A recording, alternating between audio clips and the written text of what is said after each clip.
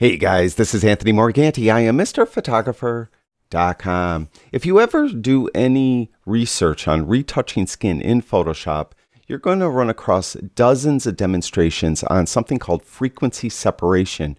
And you're probably going to hear the statement that frequency separation is the best method to retouch skin, and that a lot of high-end retouchers use frequency separation. And all of that is true, but I would add a caveat to that. Frequency separation is probably the best method if your model is a female in their mid-20s and has professionally applied makeup, because those high-end retouchers, that's what they most often are retouching. Images for billboards, images for advertising, things like that. Where frequency separation, in my opinion, isn't as good is if you're going to retouch the skin of an older person like me, of a male in general, or if you're retouching the skin of someone who has maybe larger pores or they're not wearing a lot of makeup. A lot of situations where frequency separation just really isn't the best choice. So I want to demonstrate to you another method that leaves the skin look relatively natural, meaning it's not a total blurring technique where you're going to be blurring out the skin. This method does allow some texture to come through, and I often use it. So I have this image here, and to begin this method, it's a multi-step process, so you may want to actually get a piece of paper and a pen and write down the steps, and it is a formula, so I'm going to give you some numbers as well. So what we're going to do is we're going to duplicate the background layer. I'm going to hit Command-J on my Mac. You have a PC, hit Control-J. Now we're going to change the blend mode of this layer to vivid light. So we're going to go to blend mode and down to vivid light. And actually you don't have to do this. I'm going to rename this layer skin, just so I know that this is my skin retouching. So I duplicated the layer, renamed it to skin, changed the blend mode to vivid light. Next, I need to invert the layer. To do that, simply hit Command-I on your Mac or Control-I on your PC, and you've inverted the layer. Now's the formula part. We're going to add a high pass filter. So we're going to go up to Filter, down to Other, High Pass. And what you need to do is just put the radius of 24 pixels in there. Simple as that. Click OK. So 24 is the number. Then we're going to add a Gaussian blur. We're going to go to Filter, Blur, Gaussian blur. And here we're going to add a radius of 3 pixels. So simple as that. Click OK. All right, now we have those two numbers, high pass filter of 24, Gaussian blur of 3, applied to this inverted vivid light layer. Now what do we do? Because you could see it's obviously not right yet. Well, we need to blend it, but there's another way to blend layers that doesn't involve this drop down.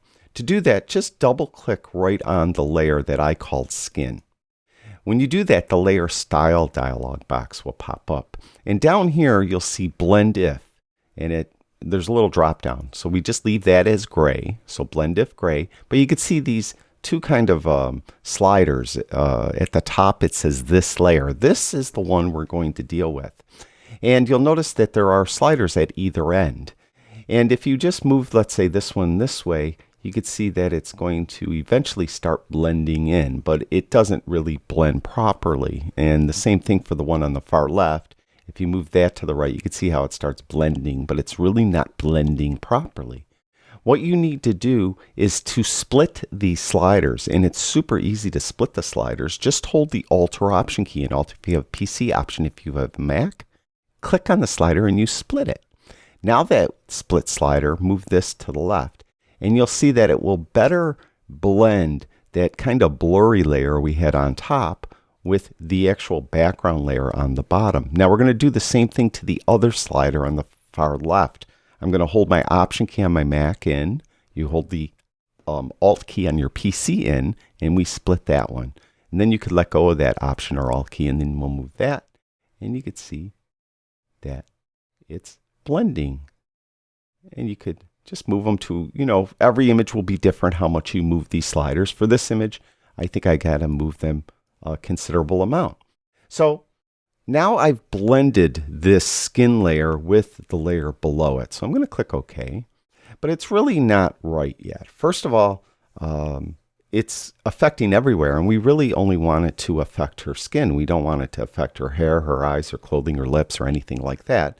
So what we're going to do is we're going to apply a layer mask.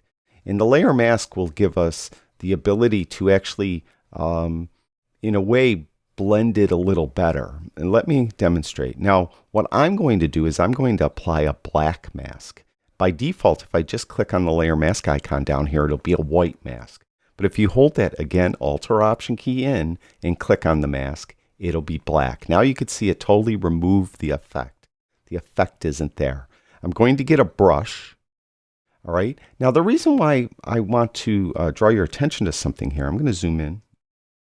This part, this little part of her skin right here is a little smoother than all around it. So I'm going to avoid that part, and it'll make the entire skin area around there look better. And you'll see what I mean. I'm going to zoom back out. I'm going to hit Command, holding Command and hit the 0 key, Control 0 if you have a PC, to fit it to screen. Now we have a brush, normal brush, opacity and flow at 100. And I'm going to get a little bit of a larger brush. And we're going to paint in white. So make sure you're painting in white. Hit the X key on your keyboard to flip-flop those swatches if you need to. And we're going to then paint in the effect on her skin. I'm going to, again, avoid her eyebrows, her eyelashes, her lips, her hair, and any clothing as well. Come in here. Now, this part here is kind of softer than around it. So I'm going to avoid painting on that part and just paint around it. So I think it'll kind of make it blend in better. If that makes any sense. And then we'll come down here. Get a bit of a larger brush. I'll just go very quickly so you guys get the idea. Even though I'm probably making mistakes and painting where I don't want to paint. Now I need to get under her eyebrows. We'll get up in there. Over in here.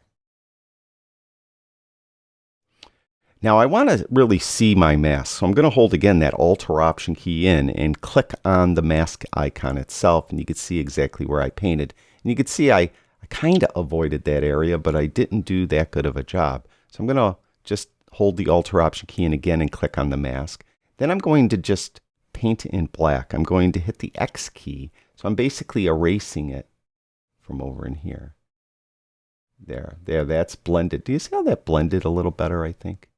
So there you have a little more control where you're applying this skin retouching when you use the layer mask. So we're avoiding her lips and putting that little patch right there.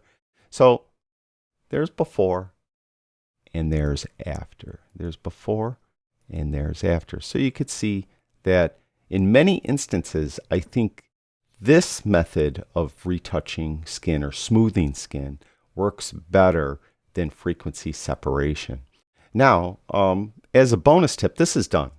But as a bonus tip, she has some like dark circles under her eyes, and I'm just going to show you very quickly how to fix that. So what I'm going to do is I'm going to put a merge layer on top. I'm going to hold in the Shift, Option, Command key on my Mac while hitting the E key. And that will put a merge layer on top. If you have a PC, it's Shift, Alt, Control, E. So we have that merge layer. Now I want to get the clone stamp tool. I'm going to hit the S key on my keyboard to activate the clone stamp tool. It's right over here. And what we want to do is we want to change the mode to lighten. And we want to change the flow way down, like something like 15 to 20 in there somewhere. I have it at 13. That's good. And then we need to sample an area of her face. I'm going to sample an area that is below those dark circles. This one, I'll hold the Alt or Option key in again, click once to sample, and then I'll come in here and lighten that up a little bit. Similarly, over here on this side, I'll hold the Alt or Option key, click once right there, and maybe click again. There we go. And kind of lighten those up. I'm doing it really quickly again.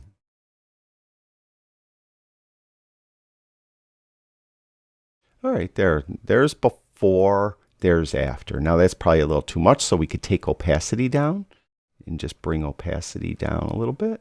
Just make it look a little more natural. There's before, after. So, as a bonus tip, you learned how to soften dark circles under someone's eyes. So that's an alternative to frequency separation. I hope that helps you on those portraits that are a little more difficult and frequency separation doesn't work. Thank you, everyone who watches my videos. I really do appreciate it. I'll talk to you guys soon.